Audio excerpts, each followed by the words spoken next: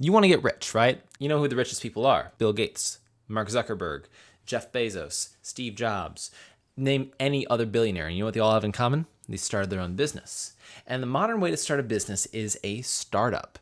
What is a startup and how is it different than a normal small business? Well, according to Y-Combinator, a startup is this company that's designed specifically to grow fast. And they have a startup school, Y-Combinator that is.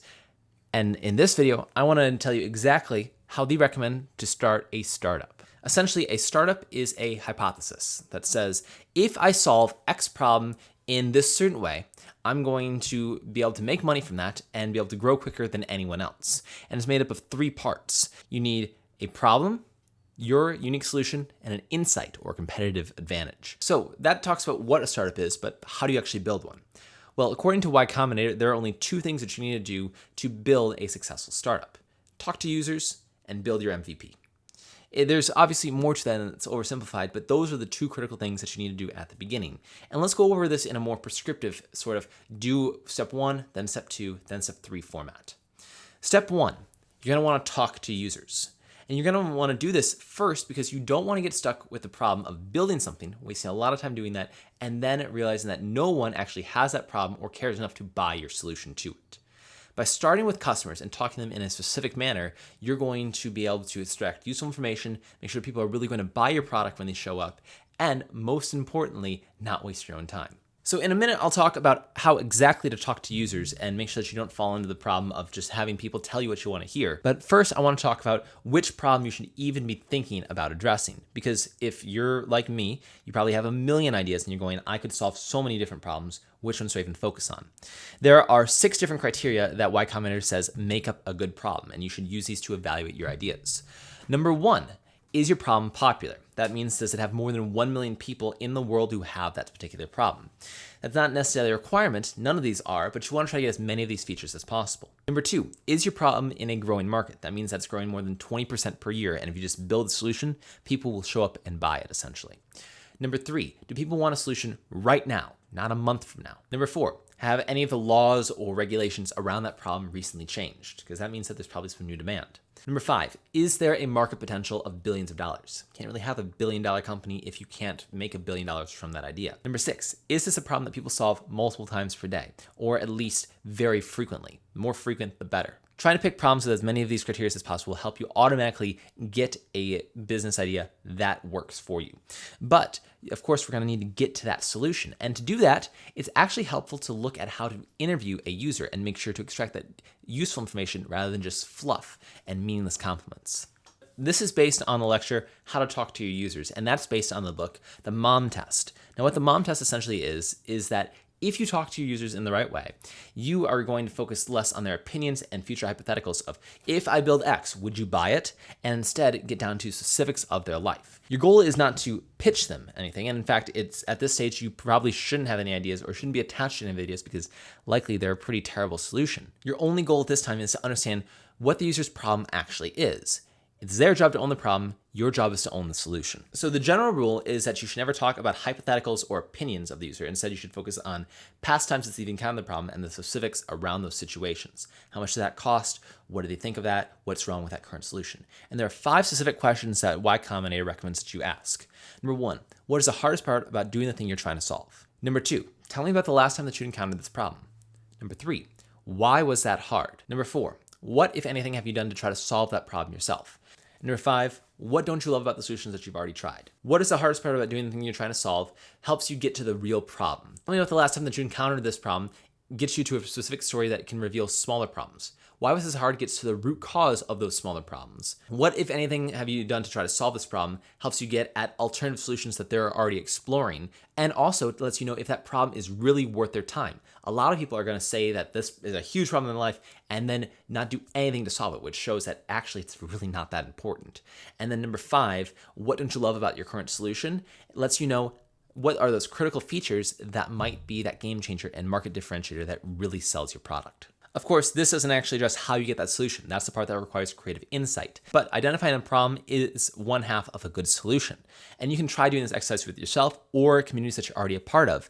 And you're going to tend to find that you get some really good ideas that you go, oh, I could probably build this, especially if you're a technical person with some coding background or some sort of skill. So we've talked about 2 of the 3 components of a successful startup. We talked about the problem and the solution. But we still need to talk about that last one, the insight or the unique competitive advantage, which answers the question, why would you win against everyone else? Because there are other people in the world who are trying to solve that exact same problem. And they're going to have good teams and more money and everything else. So why are you going to win versus everyone else? And that's a hard question to answer. But Y-Combinator helps us out and says that there are 6 unique advantages that you can have that will make you win versus everyone else. Number 1 is a founder advantage. That means, are you one of 10 people in the world who can do this thing? An example of this is not your project manager at Google, but that you have some sort of unique patent or PhD in a really niche field that only a few other people in the world have. That's an example of being one of 10 people in the world. Number 2, is it a growing market where if you just build a solution, people will automatically show up?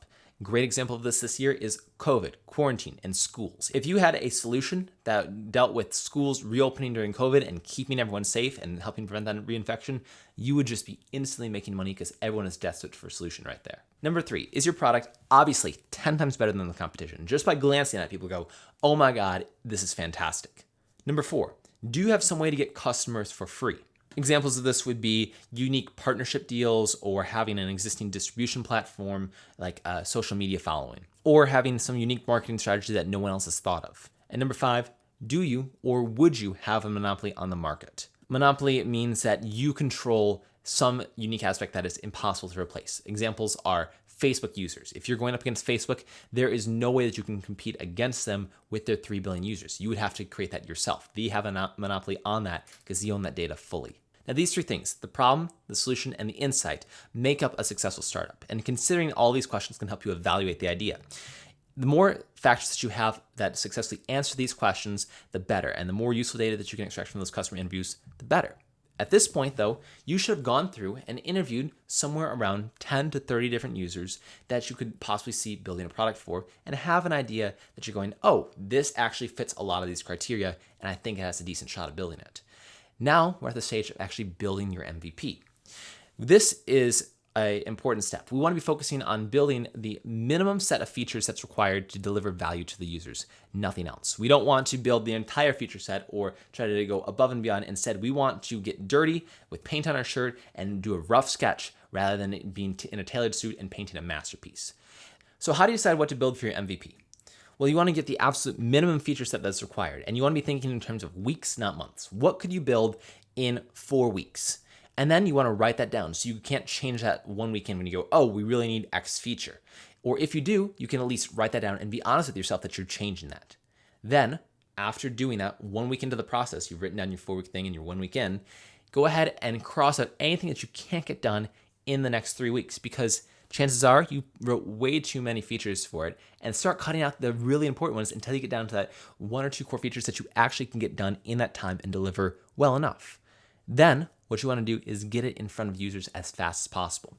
That's what it means to launch. The day that you get your first customer, the day that you get your first user is your launch date. It's not when you get press launch. That is something different downstream. Instead, your goal is to get it in the hands of users as fast as possible to say, does this actually solve the problem that I set out to solve? So what are some examples of companies' MVPs that you've probably heard of? Let's take Airbnb. That's one of the companies that Y-Combinator funded. At the start, they didn't have any map view and they had no way to accept payments. Still, they were able to launch it and start getting their first users.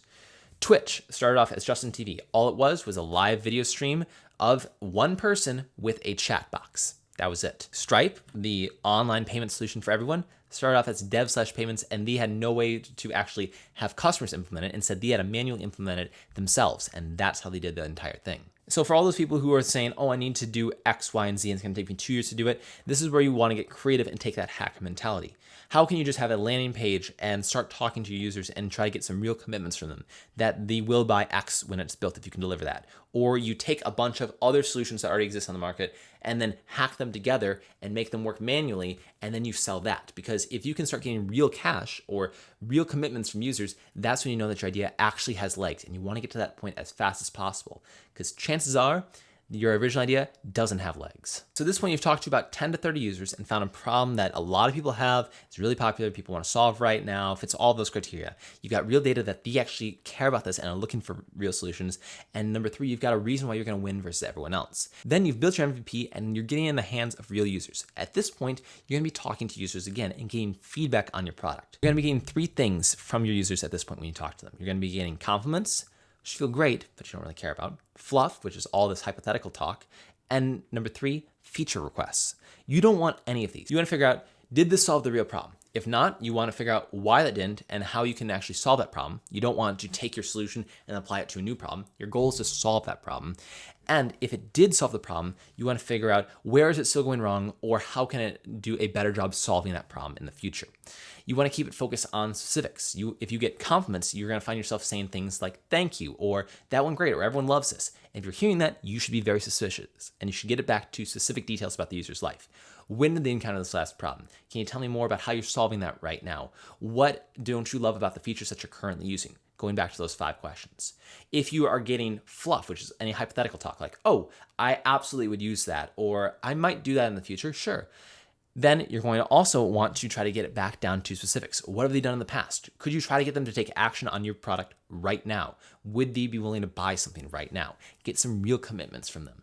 Number 3, you're going to be getting feature requests. These seem good intention, and some of them might seem like brilliant ideas that you go, oh, I absolutely should add that.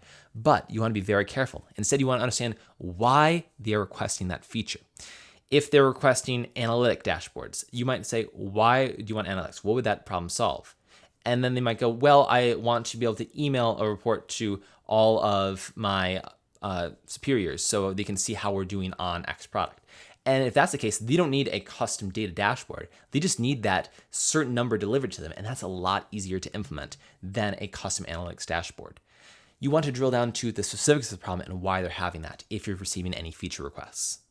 Now, at this point, you should have actually built a successful startup. You're in the process of getting real commitments from customers, and if not, you're iterating towards that rather than just pivoting to a new problem. There's nothing wrong with pivoting, but ideally we're iterating towards that, and you're committing to helping a certain type of user solve a specific problem and looking for more people like that and how you can reach them. Because the next stage, growth, is what we'll talk about next time. This has been Get Skill, and we've been working on building a successful startup. If you enjoyed this content, please do click subscribe. I release new videos every week that help you get rare and valuable skills. And as always, thanks for getting better.